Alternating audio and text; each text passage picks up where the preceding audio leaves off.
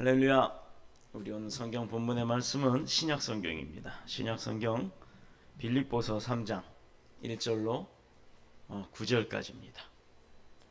오타가 났네요. 3장 1절로 9절. 빌립보서는 신약 성경 321쪽에 있습니다. 끝으로 나의 형제들아 주 안에서 기뻐하라. 너희에게 같은 말을 쓰는 것이 내게는 수고로움이 없고 너희에게는 안전하니라. 개들을 삼가고 행악하는 자들을 삼가고 몸을 상해하는 일을 삼가라. 하나님의 성령으로 봉사하며 그리스도 예수로 자랑하고 육체를 신뢰하지 아니하는 우리가 곧 할례파라. 그러나 나도 육체를 신뢰할 만하며 만일 누구든지 다른 이가 육체를 신뢰할 것이 있는 줄로 생각하면 나는 더욱 그러하리니. 나는 8일 만에 할례를 받고 이스라엘 족속이요 베냐민 지파요 히브리인 중에 히브리인이요 율법으로는 바리새인이요 열심으로는 교회를 박해하고 율법의 의로는 흠이 없는 자라. 그러나 무엇이든지 내게 유익하던 것을 내가 그리스도를 위하여 다 해로 여길 뿐더러 또한 모든 것을 해로 여김은 내 주 그리스도 예수를 아는 지식이 가장 고상하기 때문이라. 내가 그를 위하여 모든 것을 잃어버리고 배설물로 여김은 그리스도를 얻고. 함께 읽겠습니다. 그 안에서 발견되려 함이니 내가 가진 의는 율법에서 난 것이 아니요 오직 그리스도를 믿음으로 말미암은 것이니 곧 믿음으로 하나님께로부터 난 의라. 아멘. 할렐루야.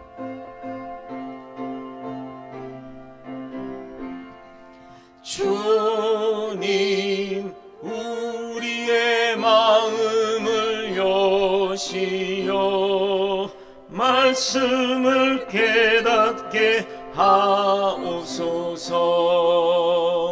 아멘.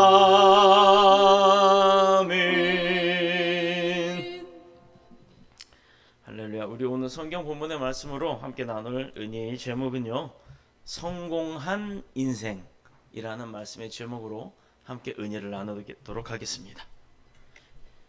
여러분들이 삶을 살아가면서 누구에게나 태어나면 누구에게나 베풀어지는 것들이 있죠. 태어나면 일단 첫 번째 베풀어지는 것은 육신의 부모가 있어요. 엄마 아빠가 있게 되고, 그리고 두 번째는 누구에게나 공평하게 숨을 쉴 수 있는 이 산소라는 공기가 제공이 됩니다. 그러나 그 누구도 내가 너를 낳았으니 돈을 내라, 또 너가 숨을 쉬고 사니 돈을 내라 라고 하지는 않습니다.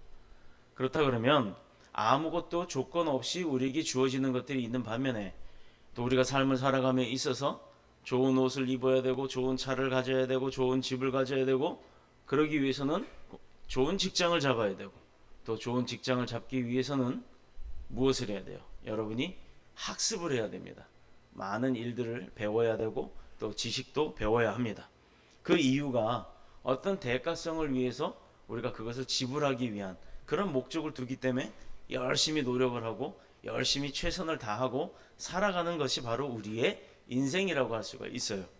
그런데 우리가 기준을 두고 이야기하는 것들 중에 어떤 것이 과연 이 사람의 인생에 있어서 성공한 것이다, 또는 실패한 것이다, 아니면 이 사람의 인생이 잘된 것이다, 잘못된 것이다, 이것을 기준을 대체 어디다 두고서 우리가 판단을 하고 있습니까? 대부분 우리나라뿐만 아니라 문명이라고 하는 어떤 사회적 규례와 윤례를 가지고 사는 그런 모든 나라는 그 문명 가운데 어떤 것을 기준으로 두냐? 예전에는 기록되어 있는 법전이나 법이 생겨나기 이전에는요, 사람들이 살면서 겪어온 지혜나 지식, 관습 이런 것을 따라서 불문율이라고 하는 글로 적어놓지는 않았지만 어떤 형식과 틀을 지켜나간다라고 했던 그런 불문율에 의해서 사람들이 그 기준을 두고 살았어요.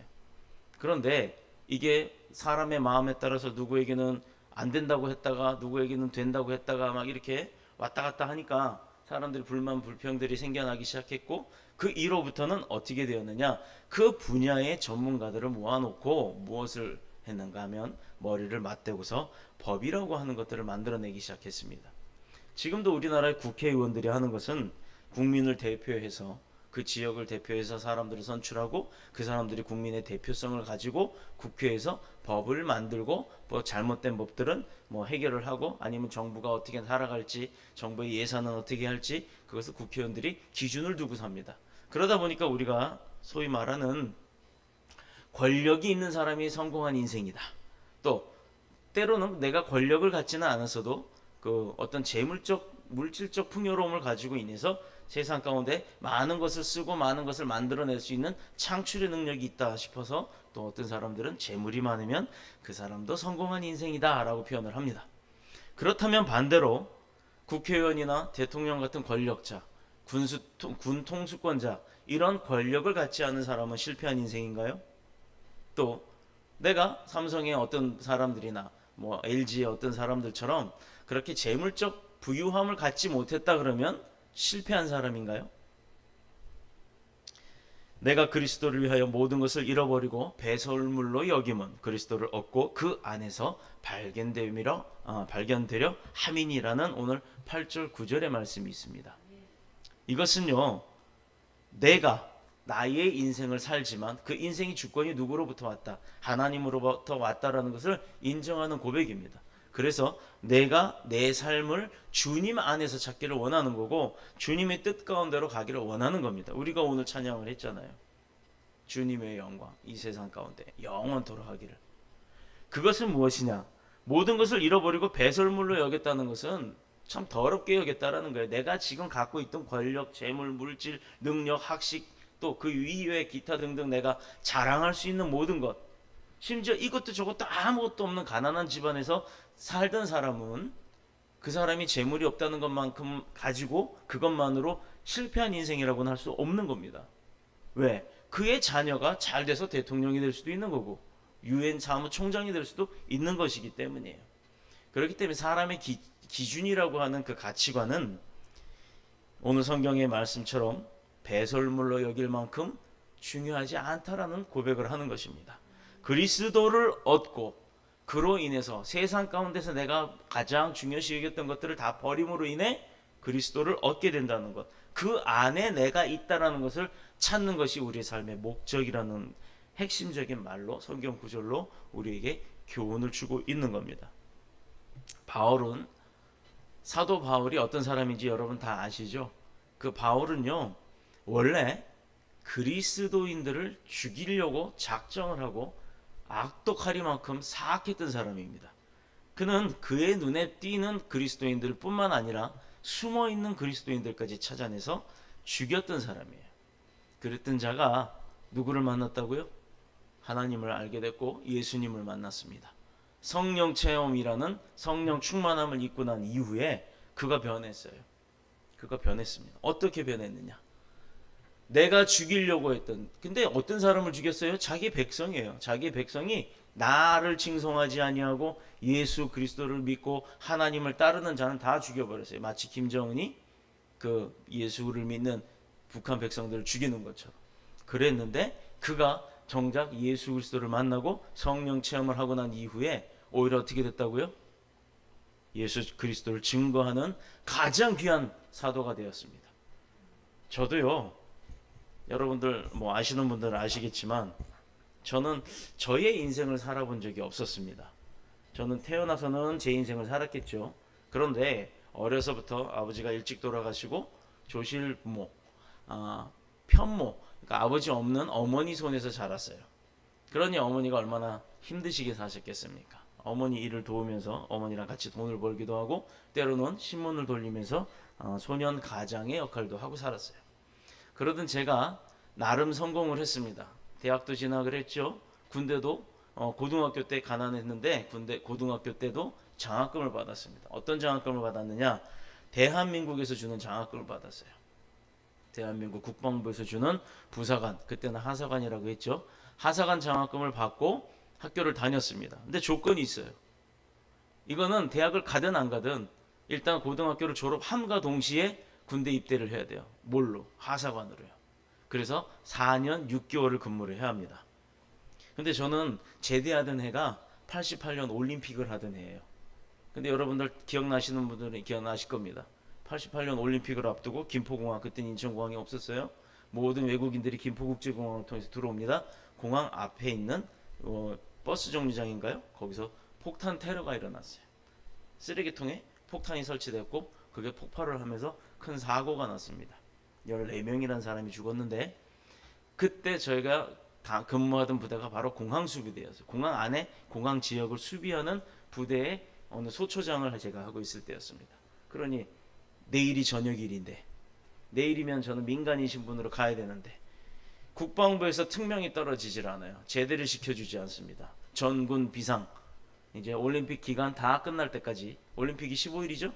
15일 동안 끝날 때까지, 그리고도 그 이후로 모든 장병은 외출, 외박, 휴가, 전역이 금지된다 라는 그 명령이 떨어졌어요. 여러분 생각해 보세요. 군생활 이제 내일이면 끝나는데 오늘 사고가 터지고 제대 안 시켜준다 하니 얼마나 속이 터지겠습니까? 그런데 그때 당시 저는 그랬어요. 나는 내일이면 민간인인데 이게 뭐야, 언제 제대할지도 모르고 더 있어야 되네 라고 했더니 4개월을 더 근무를 하게 됐어요. 4개월을 더 근무하는 동안에 제가 1년 벌던 월급보다 더 많은 걸 벌게 월급이 나오더라 이 말입니다. 저한테는 이득인가요? 손해인가요? 어떻게 보면 물질적인 이득은 볼 수도 있겠지만 또 내가 나가서 사회에서 더 큰 돈을 벌 수 있었다 그러면 손해일 수도 있습니다. 그래서 제가 말씀드리는 것은 세상의 가치 기준은 어떤 것을 딱 두고 그게 가치 기준이다 라고 하지 말라는 것이에요. 돈이 가치 기준의 척도다 했을 때 많이 벌면 성공했고 못 벌면 실패했다라는 것이 아니라는 겁니다. 그렇게 군 생활을 마치고 제가 전역을 하고 또 어느 분에 의해서 대기업에 들어가게 되고 또 그 대기업에 연결됐던 어느 분에 의해서 또 외국으로 나가게 되고 또 그가 외국에서 근무하는 동안에 어떤 일이 좀 생기고 난 이후 경찰이라고 하는 곳에 집어넣었어요. 경찰 공무원 생활을 하고 이것저것 뭐 제 마음대로 한 것이 아니라 누구에 의해서, 어느 한 사람에 의해서 그 일이 좌지우지 움직이게 되었습니다. 그때요 제가 여의도 순복음교회를 한번 간 적이 있어요. 조용기 목사님 다들 아시죠? 그 교회 어마어마하게 크죠? 거기 가서 예배를 드린 적이 있습니다. 군복을 입고, 그때 이제 모자를 벗어야 되니까 베레모 벗어서 어깨에다 딱 꽂고 걸을 때마다 척척척 소리가 나요. 그 옷을 입고 들어갔더니 거기 안내위원들이 얼마나 친절하고 잘하시는지 정중앙 맨 앞자리에서 6번째 줄인가 7번째 줄이었던 것 같아요. 거기가 세신자들이 앉는 자리가 있더라고요. 거기로 데려갑니다. 얼마나 뻘쭘한지 몰라요. 수많은 사람들이 다 쳐다보는 것 같고. 내 생각해 보세요. 번쩍번쩍한 그 외출용 군복을 입고 나왔으니 얼마나 사람들이 많이 쳐다보겠습니까? 그런데 정작 아무도 안 쳐다봤다는 거예요. 목사님만 쳐다봤지 저를 쳐다보지는 않았어요. 근데 저 혼자 다 나 쳐다본다라는 생각을 하고 있었던 겁니다.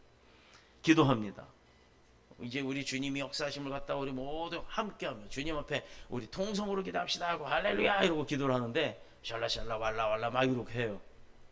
처음엔 기도하라고 하니까 기도하는 건가 보다라고 기도하려고 했는데 보니까 기도가 수준을 넘어서기 시작합니다. 제가 벌떡 일어나서 뭐라 그랬냐, 이것들 다 미친 것들 아니냐, 이거 광신도들이라고 그랬던 저입니다. 그랬던 제가 예수님을 만나는 사건이 있었어요. 억울함을 당하고 그 억울함이 분해서 주님 앞에 가서 그걸 다 고발하겠다고, 주님 앞에 다 이르겠다고 아무도 없는 지하성전에 가서 혼자 무릎 꿇고 앉아서 이어폰 딱 꽂고 찬양 틀어가면서 막 혼자 기도를 합니다. 그 시간에 그 교회에 아무도 올 사람이 없었고 위에 2층에 있는 큰 성전으로 다들 가지 지하에는 올 사람이 아무도 없는 평일 낮 시간이었어요.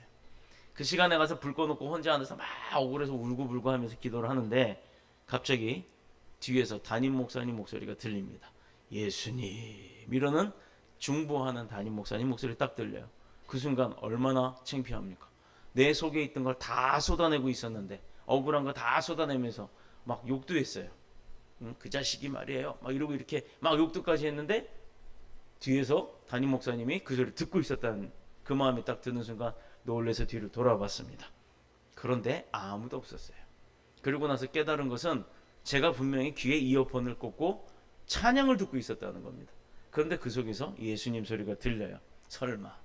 다시 기도하는데 똑같은 현상이 두 번째 반복되는 순간 저도 모르게 그 넓은 성전의 바닥을 떼굴떼굴 굴르더라 이 말입니다.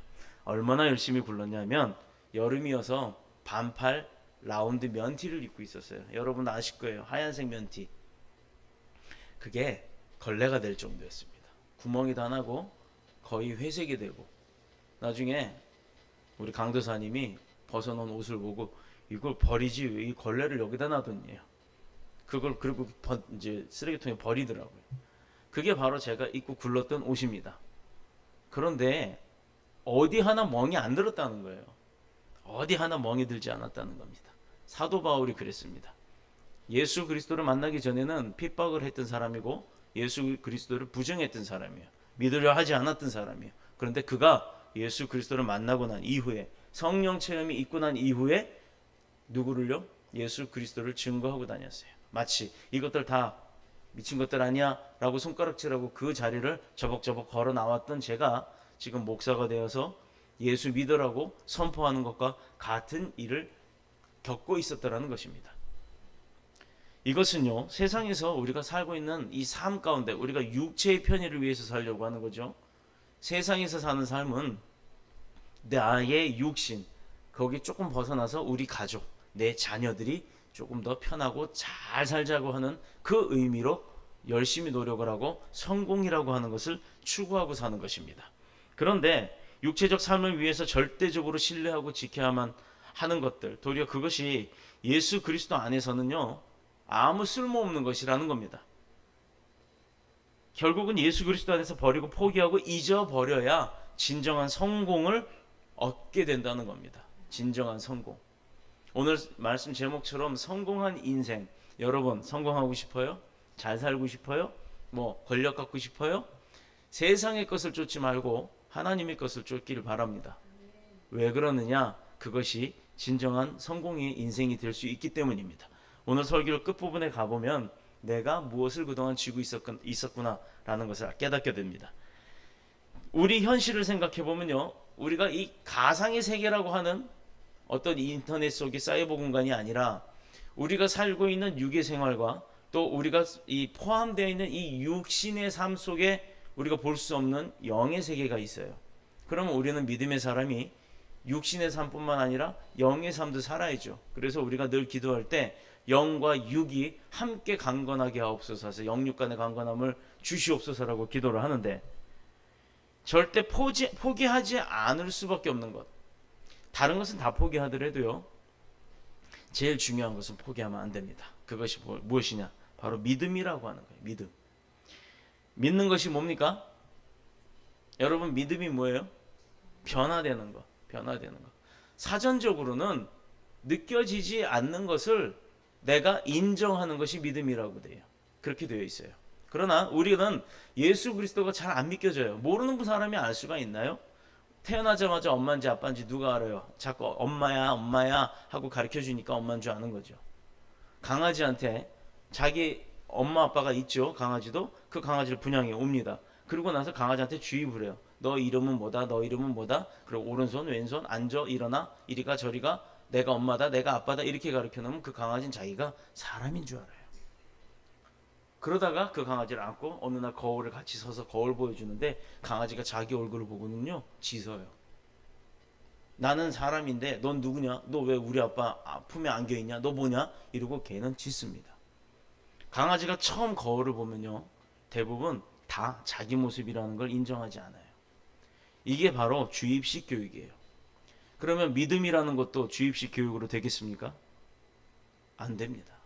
그렇기 때문에 믿음은 내가 겪어야 깨달을 수가 있는 거예요. 우리는 삶에 있어서 가장 성공한 인생을 살고자 할 때 그 믿음이 내가 겪어지기를 축복합니다. 그래서 내가 깨닫는 지혜가 있기를 축복합니다. 세상의 것들을 왜 포기하지 못합니까? 다 포기하라고. 그것을 포기해야 새로운 것이 더 큰 것이 내게 온다라고 이야기를 하는데, 사도 바울처럼 그 가장 중요하다고 생각하는 것들을 포기해 버린다면 그것은 결국 자기 인생을 어떻게 보면 포기하는 거예요. 내가 왕으로서의 그 왕권을 포기해 버리면 자기 인생 포기하는 거잖아요. 사업하는 사람이 부도 났다고 해서 자살해 버렸잖아요. 여러분 잘 아시는 커피 전문점 베네 카페인가요? 카페 베네인가요?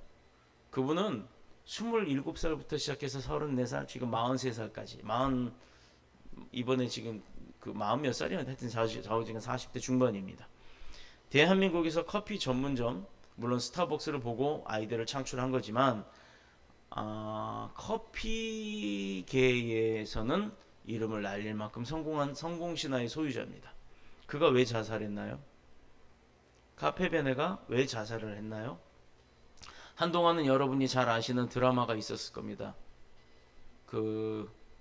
무슨 드라마죠? 망고식스 카페에서 맨날 그 여자 신사의 법칙인가요? 품격인가요? 예. 거기에 보면 맨날 그 차 마시던 곳이 나와요. 그게 강남에 있는 무슨 망고식스라고 하는 거긴데, 방송이 한번 나옴으로 인해서 거기가 커진 게 아니라 워낙에 카페 베네를 만들었던 분이 망고식스라는 브랜드도 인수를 해서 키워나갔습니다.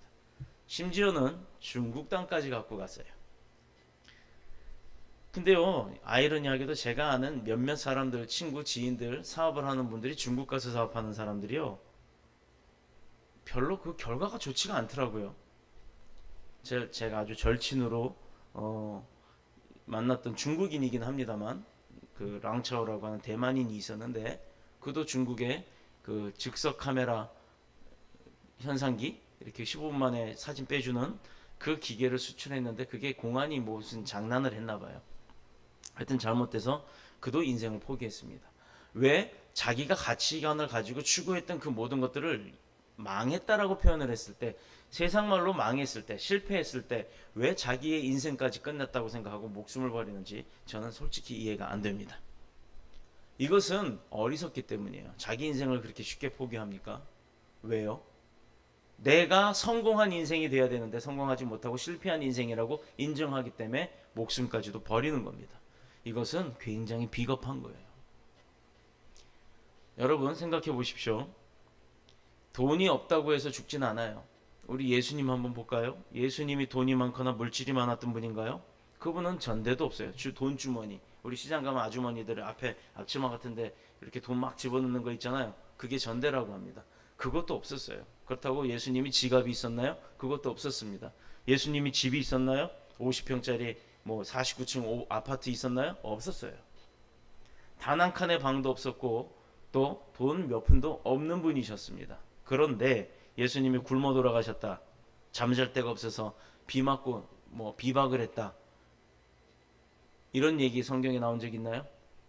없습니다. 자, 우리 교회 바로 이 교회 건물 바로 뒤에 가보면요, 뒷골목에 파란색으로 된 천막집이 하나 있습니다. 거기에 할아버지가 한 분이 사시는데, 그 할아버지가 예전에는, 지금은 이제 그 LG라고 바뀐 대기업입니다. 금성이라고 하던 대기업에 부장까지 하셨던 분이세요.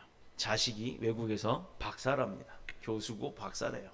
그런데 그분은 이 비닐 천막에서 사세요. 자신의 생계를 위해서 만두를 빚어서 팝니다. 그런데 지금 요 며칠 계속 거기가 잠겨 있어요. 저는 가끔 이 한여름에 땡볕에 거기가 얼마나 더울까 하고 걱정돼서 가끔 얼음도 한 봉다리씩 사다 드리고 했는데, 요 며칠 안 보이세요. 혹시나 잘못됐나 싶어서 여기 카센터 사장님한테 물어봤습니다. 어떻게 되셨나요? 그랬더니 카센터 사장님이 보시기에 너무 안 됐다 싶으니까 동사무소에다가 민원을 넣었답니다. 이분 너무너무 힘들게 사시는데, 한겨울에도 영하 20도 30도 우리 막 그렇게 떨어질 때도요, 그 비닐 천막에서 사시는 거예요. 오죽하면 카센터에서 전기장판 사다 주고 전기 끊어다 주고 그냥 전기 요금 안내도 좋으니까 쓰라고 이렇게까지 해줬답니다. 그런데 그가 없어졌어요. 그분이 안 계세요. 지금 이제 그 비닐을 뜯어야 된답니다. 천막을 철거해야 된답니다. 그분은요, 잘 것도 마땅치 않았지만 예수님처럼 세상 살고 있는 우리나라 국가에서 그분을 집을 임대를 해줬대요. 빌라를, 단칸 있는 그 작은 빌라를 임대를 해줘서 그분이 거기서 사시게끔 조치를 해줬다고 합니다. 얼마나 감사합니까? 여러분들이 열심히 세상에서 살아서 벌어서 내는 세금 가지고 그런 일들도 하는 거예요. 자, 집이 없어서 실패한 거 아니라는 얘기예요. 집이 없다고 죽는 거 아니란 얘기입니다. 돈 없다고 실패한 거 아니란 얘기예요. 인생에 있어서 가장 실패는 무엇이냐? 내가 왜 사는지의 그 목적을 모르고 사는 것이 실패한 인생입니다. 태어날 때부터 소유하고 있었던 것, 어떻게 보면 내가 가지고 있었던 권리와 능력, 이런 것들을 포기하는 것. 자, 태어날 때부터 여러분에겐 생명이 주어져요. 아까 공짜로 숨 쉰다고 했잖아요. 그런데 그것을 스스로 포기해 보세요. 이게 바로 실패한 인생입니다. 성공한 인생의 반대가 실패한 인생이겠지만 무엇이 기준이 되느냐가 가장 중요한데, 이것은 어떻게 보면 자기 자신을 그냥 자살에 몰아가는 것과 똑같다라는 거예요. 그러니 내가 갖고 추구하는 모든 것들을 포기한다는 것이 결국은 자살하는 것과 같은 건데, 그걸 행동으로 하는 사람도 있다라는 얘기예요. 우리는 가정도 있고 지켜줘야 할 가족도 있습니다. 또 그렇게 나의 주변에 내가 함께 해야 할 사람들이 있다는 것, 그것이 많다는 것이 그 세상에서 중요시 여기는 것을 포기하지 못하게 하는 원인이에요. 내가 돈을 못 벌면 우리 가족은 누가 먹여 살리지? 내가 돈을 벌지 못하면 나 뭐 먹고 살지? 이거는 개인적인 거지만 내 가족은 누가 먹이지? 이거는 공통적인 생각입니다. 그러나 개인이든 공통이든 주제는 똑같다라는 거예요. 근데 여러분, 두려워하지 마십시오. 두려워하지 마십시오. 왜 두려워하지 말라고 당당하게 얘기를 합니까? 여러분은 지금 주님을 믿는 자들입니다. 내가 돈이 조금 부족해도 또 살 집이 없어도 염려하지 말 것은 하나님이 우리를 돕고 계신다는 것, 주님이 우리를 지키고 계신다는 것, 그것이 있기 때문이에요. 그 믿음이 있기 때문에. 제가 예전에 사업을 했었어요. 물론 그건 사업이 어떻게 보면 좋은 사업은 아니에요. 컴퓨터 프로그램 개발하는 사업인데 직원이 영양사, 주방, 그 식당, 구내식당 직원들까지 해서 정확하게 100명이었습니다. 저까지. 그 100명의 직원이 매달 27일이 되면 월급이 급여가 나가야 돼요. 그러면 한 달에 얼마를 벌어야 되겠어요? 100명의 급여를 주려면. 그때 당시 보통 평균 급여가 270이었습니다. 평균 평사원의 급여가. 그렇다 그러면 100명에 270만 원씩 나가려면 어마어마한 돈이죠. 또 그것뿐입니까? 회사가 운영이 돼야 되잖아요. 근데 제가 만약에 그것이 준비가 안 되면 회사가 망하는 건 둘째치고요, 직원도 월급을 못 주잖아요. 그래서 매달 한 20일쯤 되면 제 심장이 콩닥콩닥 뜁니다. 직원만 생각하는 것이 아니라 그 직원의 급여가 안 나가면 그 급여를 가지고 살아야 할 그 직원에 소속되어 있는 가족들이 굶게 되거든요. 직원만 생각하는 것이 아니라 그 직원의 가족도 책임져야 하는 게 바로 오너의 마음이어야 돼요. 그렇게 회사의 대표는 그렇게 해야 된다라는 마음을 가지고 경영을 했기 때문입니다. 그런데 직원 중에 독신인 사람도 있잖아요. 결혼 안 한. 그런 사람들은요, 같은 월급이라도 가정이 있는 사람이 쓰는 것보다 독신으로 쓰는 사람은 좀 여유가 있겠죠. 옷도 한 벌만 사면 되는 거고, 뭐 개그 프로그램 같으네요. 밥도 한 번만 먹으면 되는 거고, 어디 가서 뭐 영화를 보더라도 표 한 장만 사면 되는 거고, 누가 뭐라고 그러지 않잖아요. 그런데 그 사람이 생활이 넉넉하다라고 표현은 하겠지만 기준은 같다는 얘기예요. 누구는 100만 원 받아서 4명이 살아야 되고, 누구는 100만 원 가지고 혼자 사니까 그 기준은 같지만 느낌은 체험은 다르다는 겁니다. 예수님도 독신으로 사셨기 때문에 가정을 가진 사람의 형편을 잘 모르셨을까요? 하나님은 이 시간에 바울을 통해서 우리에게 모든 것을 포기하라고 얘기하고 계시는 줄로 믿습니다. 우리가 세상에서 제일 좋은 것이라고 여기는 것, 여러분은 어떤 것이 세상에서 가장 좋은 것이라고 생각하나요? 그것을 포기하라고 하는 겁니다. 세상에서 가장 좋다라고 여기는 것, 그것을 포기하라고 합니다. 우리가 세상에서 제일 좋은 것이라고 생각하는 것들까지 배설물만큼 더럽게 여기고 버리라고 포기하라고 하시는데, 그러면 그 포기하라고 하는 거에 순종함이 마땅함이죠? 마땅한 거죠? 우리는 순종해야겠죠? 근데 내가 그럼 모든 것을 다 포기해 버린다면 그럼 누가 교회에 헌금을 하고, 교회는 그럼 누가 유지를 하고, 이런 선교사들한테는 누가 후원을 하고, 우리는 어떤 믿음에 헌신을 해야 되고, 막 이런 게 나오잖아요. 교회를 봤을 때, 가정에서는. 그러면 집세는 누가 내야 되고, 그 수도세, 전기세는 누가 내야 되고, 이제 이런 현실적인 고민이 온단 말입니다. 이러한 헌신에 나의 믿음을 그럼 결국은 포기하게 되지 않나. 그럼 그것도 포기하라는 건가? 라고 그렇게 생각하게 됩니다. 그럼 결론은 믿음을 버리게 되면 우리는 천국도 포기하는 거잖아요.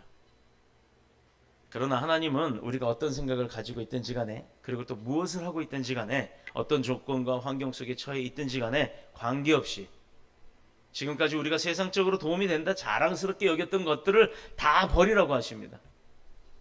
그럼 버려야죠. 버리세요. 그 이유가 뭐냐? 이제부터 잘 살 수 있는 방법, 성공하는 인생의 방법을 알려드립니다. 그것은요, 내가 갖고 있는 게 가득하면 더 가질 수가 없다는 얘기예요. 언젠가 제가 다른 우리 강론 시간에 수요 예배 때 자세하게 설명한 게 있습니다. 사랑하는 성도 여러분, 저는 김치를 되게 좋아해요. 반찬이 없어도 김치 하나만 있으면, 살짝 익은 김치만 있으면 뭐 밥을 얼마든지 먹습니다. 반찬 투정도 안 해요. 그렇죠? 그러면 김치를 어떻게 해야 돼요? 만들어야 되잖아요. 시장을 갑니다. 농수산물 시장을 새벽에 예배 끝나고 가요. 그때 가면 싸거든요. 배추를 왕창 사갖고 왔어요. 두 손에 가득. 이제 오늘 가서 쉬는 날이니까 김치 담급시다 하고 둘이 장을 봐갖고 옵니다. 그런데 권사님 한 분을 집 앞에서 딱 만났어요. 목사님 어디 갔다 오세요? 우리 배추김치 담그려고 이렇게 사갖고 옵니다. 그래요? 아유, 그거 내비 두세요. 뭐 힘들게 김치 언제 절이고 담글, 제가 김치 드릴게요 하고 바로 집 앞에서 냉장고 꺼내서 이따만한 통을 하나 들고 와요. 근데 그분이 되게 잘해요. 음식을 얼마나 맛있어요. 그런데 양손에 배추 들고 그거 어떻게 봤습니까? 여러분, 그거 양손에 무겁게 배추 들고 그 주시는 김치 다 받아갈 수 있는 방법이 있어요? 머리에 이고? 받아갈 수 있는 방법은 배추를 내려놔야 그걸 받을 수가 있는 겁니다. 배추는 만들어야 될 과정이 들어가지만 이미 다 완성된 거, 더 좋은 거를 받게 될 때는 그 배추를 포기할 수밖에 없는 거예요. 여러분 가운데 주님이 들어갈 자리가 없습니까? 제가요, 차를 타면 항상 조수석은 안 태워요, 사람을. 여기 차 타고 다녔던 사람들은 알 거예요. 이 앞자리는 자리가 없어서 겨우겨우 타야 될 그런 상황이 아닌 이상 절대 누굴 태우지 않습니다. 왜냐? 명분상 그렇게 표현을 해요. 여기가 사고 나면 제일 위험한 자리야 라고는 하지만 사실상 저는요, 그 자리에 주님이 탔다라고 생각을 하고 다녀요.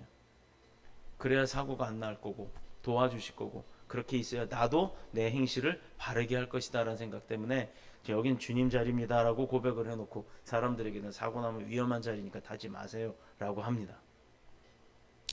이것은요, 내가 가진 것, 더 좋은 것을 받기 위해서 무언가는 포기해야 된다는 거예요. 그것을 의미하는 겁니다. 주님께서 더 좋은 것을 우리에게 주시고자 할 때 우리가 무엇을 포기해야 된다. 내가 놓지 않으려고 받아야 될 두 손을 비워야 새로운 거 주실 때 받는데 이미 놓지 않으려고 세상 것을 쥐고 있더라 이 말입니다. 그래서 주님은 그걸 놔라 이 얘기예요. 그걸 놓고 내가 주는, 너한테 정말 필요한 것 주는 것, 그것을 받아라 라고 말씀하고 계시는 겁니다. 지금 도움이 되기는커녕 우리를 해롭게 하는 것, 그런 것들을 사람들은요 잡고 있어요. 보세요.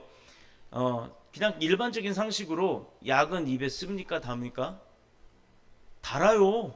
알약 이렇게 빨아 먹어 보세요. 가끔 저는 이제 약을 먹을 때 약을 빨리 효과를 빨리 보게 하려고 그냥 깨물어서 그냥 삼켜버려요. 그리고 가루약 같은 건 물도 안 먹고 그냥 가루약 입에 털어놓고 우물우물 하다가 삼킵니다. 그러면 옆에서 답답해요. 막 목이 막힌다, 가슴이 답답하다 이렇게 표현을 할 정도로 우리 강도사님 그럽니다. 왜 그런 줄 아십니까? 안 쓴 것 같아요? 되게 써요. 약은 씁니다. 그런데 알약을 먹어보면 달달해요, 처음에는. 근데 조금만 물고 있어 보세요. 갑자기 써집니다. 그것은 뭐냐면 몸에 좋은 것은 쓰다라는 표현이 있어요. 근데 몸에 나쁜 것은 달달하는 표현이 있죠. 여러분 학교 앞에 다니면 할머니들이 쭈그리고 앉아서 이렇게 설탕 녹여서 파는 거 있어요. 유나, 그게 이름이 뭐지? 달짝지근해서 그 달구나 그렇게 표현을 하는데 그거를 매일매일 아침에 등교하면서 하나 하교하면서 하나 먹던 아이가 있었어요. 그거는 몸에 안 좋은 거다고 먹지 말라고 해도 엄마한테 매일매일 1,000원 타다가 그게 500원씩이더라고요. 아침에 500원, 저녁에 500원 합니다. 씁니다.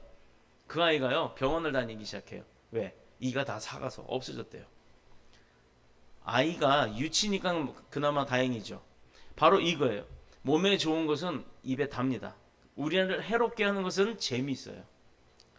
자, 컴퓨터 게임 하는 사람들 재밌다 그러죠. 핸드폰 게임 하는 사람들 재밌다 그러죠. 근데 그 사람들 대부분 안경 다 써요.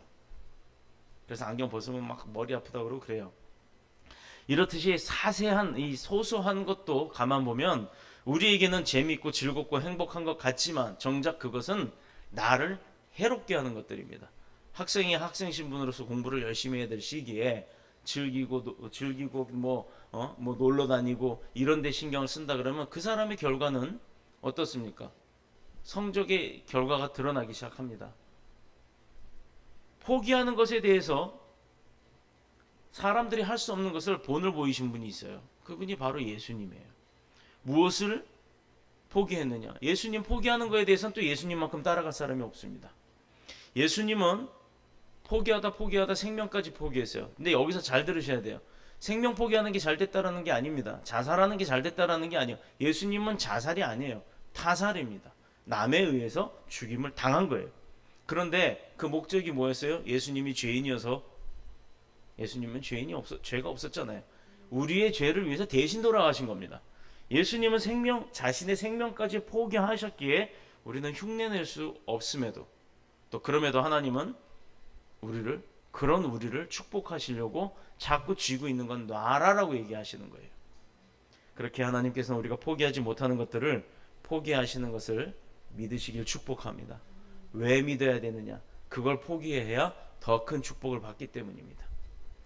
아브라함을 보면요, 우리가 배울 것이 참 많아요. 아브라함이 어떤 사람이었어요? 그는 하나님이 지시하는 것이라고 하면 다 따른 자예요. 그래서 그가 여지껏 몇십 년, 몇백 년을 살면서 자기가 갖고 놨던 재산, 그리고 그 지역의 집들, 여러 가지 그런 게 다 있지만 주님이 말씀하십니다. 떠나서 본토 아비 집을 떠나라라고 얘기하니까 그냥 가차없이 그 모든 걸 다 포기하고 떠나요. 살면서 키워왔던 모든 재산, 재물 다 버리고 새로운 곳으로 이사를 간다는 것, 또 이동을 한다는 것은요, 참으로 좀 두렵죠. 이것을 어떻게 보면 초등학교 다니는 아이들과 친구들 열심히 나 친구 생기고 반 친구 생기고 동네 친구 생겼는데 엄마가 이사 가야 돼. 이사 가요. 새로운 학교 가면 처음에 뻘쭘 하잖아요. 똑같은 그런 두려움을 갖는 겁니다. 그런데도 이사 가야 될 땐 따라가죠. 따라가고 나면 어떤 일이 벌어져요? 더 좋은 환경의 학교, 더 좋은 집의 환경, 이런 데서 살면서 학교를 다니게 되잖아요. 마찬가지로 주님의 말씀에도 그렇게 순종을 하면 결코 주님의 말씀 순종해서 망한 사람은 없습니다. 그것을 잘 아는 아브라함도 그것을 행했어요. 가장 중요하게 여겼던 모든 것, 자기 재산, 재물, 이런 모든 것들을 다 포기하고 하나님만 바라보고 떠나는 겁니다. 하나님만 바라보고 갑니다. 자, 이제 연애를 해요. 연애 해보신 분들도 계실 거고, 연애할 사람들도 있을 거고, 연애하는 중에도 있을 겁니다. 당신만 봅니다. 당신만 따라다닙니다 하면 나는 그 사람이 싫어요. 근데 그 사람이 나를 주화장차 쫓아다녀요. 그러다 보면 어느 날 마음이 열리고 그 사람이 진심을 알게 되고, 그래서 진짜로 그 마음이 인정이 돼버리면 어떻게 해요? 결혼까지 가잖아요. 사귀다가도 저 사람의 마음이 아니거나 뭔가 안 맞는다 그러면 헤어지는 게 대반수입니다. 그것이 잘못된 것은 아니에요. 그러나 우리가 주화장차 그 사람만 바라본다 그러면 그 사람 마음 안 열게 됩니까? 우리가 엄마한테 100원만 주세요, 100원만 주세요. 하루 종일 쫓아다니면 얘다 먹고 떨어져라, 시끄러워, 자는 귀찮아 하면서라도 던져주는 게 부모의 마음이에요. 물론 부모님은 달라고 하면 안 주시지 않습니다. 왜냐하면 세상에서 내가 중요하게 생각하는 것이 내게서 없어졌을 때 비로소 나는 빈손이 된다는 거예요. 빈손이 되었을 때 비로소 하나님이 축복과 은혜를 주실 수 있고 그걸 받을 수가 있는 겁니다. 내가 거머쥐고 아까 배추 비유 들었던 것처럼 거머쥐고는 받을 수가 없어요. 세상에서 좋다는 것들, 바로 그것이 하늘나라의 유업을 받을 수 있는 자격입니다. 그런데 내가 세상 것 쥐고 있으면 그거 못 받아요. 받을 수가 없는 겁니다. 세상 것은 욕심과 질투, 미움과 욕망, 그리고 싸움을 일으키는 원인이 됩니다.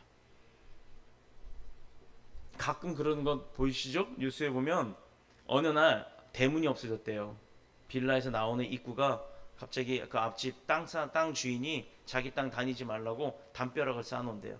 그래서 담벼락을 넘어 다닌답니다. 이게 뭐 때문일까요? 당신 내 땅 왜 돈도 안 내고 마음대로 밟고 다녀 하는 욕심 때문에 이제 돈 내놔. 아니면 내 땅을 당신이 사. 이런 식으로 욕심 때문에 그런 분쟁들이 일어나는 게 세상입니다. 세상 것은 그렇게 우리를 부유하게 하고 만족스럽게 하는 것 같지만 정작 그걸로 인해서 근심하는 분들이 많다는 거예요. 제가 아는 어떤 분은 집도 있고 땅도 있고 누가 봐서 소위 정말 뭐 먹고 살만하다라고 표현할 정도로 재물적 여유가 있는 분입니다. 근데 이분이요, 맨날 송사에 휘말립니다. 뭐 이거 하나 끝나고 나면 다음 날은 또 이쪽에 있는 땅이 문제가 돼서 또 소송이 걸리고, 또 그게 또 겨우겨우 돈 들여갖고 어떻게 해결을 해놓으면 또 서울에 있는 어떤 집, 조그만 집 하나가 문제가 돼서 소송에 걸리고. 이분은 저한테 연락이 오면 맨날 목사님 이거 어떻게 처리를 해야 돼요? 라고 하는 소송에 대한 의뢰를 많이 하실 때가 있어요. 거의 다 그런 문제로만 고민을 하고 삽니다. 재산이 아무리 많으면 뭐합니까? 맨날 법정에 가서 싸우는데. 말로 해서 안 들으니 본을 보이실 주님을 이 땅에 그래서 보내주신 거예요. 그래서 주님을 보고 배우라. 근데 지금은 우리는 주님을 보지를 못했습니다. 그러나 우리는 믿습니다. 왜? 이 성경이라는 것을 통해서 전해 내려오고 있고, 우리가 또 그 믿음이 계속해서 지금까지도 거짓이었다면 이미 지워져 버리고, 우리 예전에 설화라고 하는 입으로 전해져 오는 이야기들이 아직까지도 여러분 다 기억하고 계세요? 잊어버리잖아요. 예를 들어 어렸을 적에 할아버지 할머니들이 무릎하게 뉘어놓고 옛날 이야기 해주던 것조차도 지금 다 가물가물할 겁니다. 그런데 성경은 그렇지 않다는 겁니다. 몇천 년이 흘렀어도 토시 하나 틀리지 않고 그대로 이어져 내려오고 있다는 거예요. 이게 벌써 진리와 비진리는 다르다는 겁니다. 그런 주님이 33년간의 생활을 통해서, 삶을 통해서 우리에게 어떤 본을 보여주셨느냐? 주님은 우리를 부요하게 하기 위해서 스스로 가난해지셨어요. 왕권을 버리고 이 땅에 인간의 모습으로 오셨습니다. 또 우리를 강하게 하시려고 주님은 약한 자의 모습으로 오신 겁니다. 영원한 생명을 얻게 하시기 위해 자신의 생명까지 버리셨습니다. 인자는 머리 들 곳도 없다 하셨을 정도로 가난하고 빈궁한 모습의 삶을 보이셨지만, 결과적으로는 주무실 곳이 없었던 것 한 번도 없었고, 식사 못해서 금식할 때 빼고는 식사 못해서 굶으신 적 한 번 없더라는 겁니다. 또 옷 한 벌 살 돈도 없었지만 옷 벗고 다니신 적도 없습니다. 세상의 이치와 세상적 이기심을 바라보면요, 가난한 주님의 삶은요 실패한 삶이에요. 그리고 저주받은 삶이어야 되는 겁니다. 손가락질 받는 삶이 되어야 되는 겁니다. 저 가난뱅이하고. 다들 아시다시피 근데 주님이 그렇게 사셨나요? 아니지 않습니까? 길거리 나가보세요. 여러분 오늘 이제 예배 끝나고 집으로 가실 때 딱 10사람만 쳐다보고 가세요. 눈을 한번 이렇게 쳐다보십시오.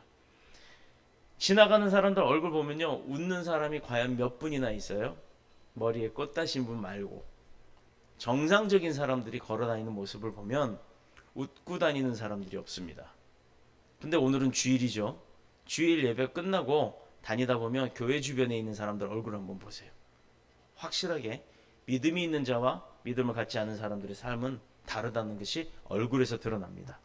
저는 이제 운전을 하고 다니다 보면 상대 맞은편에서 오는 사람들, 운전자의 얼굴을 볼 때가 있는데, 운전하면서 웃고 다니는 사람이 하나도 없어요.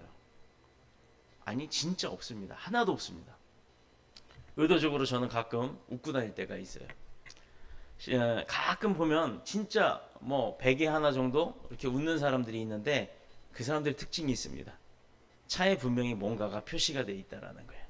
작은 십자가가 대롱대롱 흔들린다든가, 아니면 뒤트렁크 쪽에 물고기 마크가 붙어 있든가.